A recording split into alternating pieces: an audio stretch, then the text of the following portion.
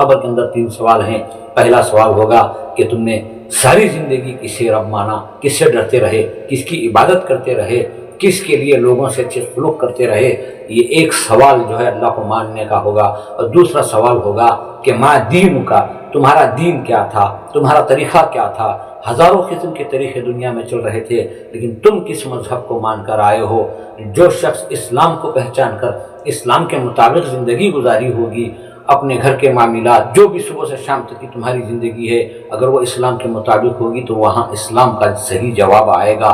اس کے بعد تیسرا سوال ہوگا ومن نبیوں کا، 1,80,000 کمی پیش 1,24,000 انبیاء علیہ السلام میں تم سے پوچھا جائے گا کہ تم کس نبی کی امت ہو۔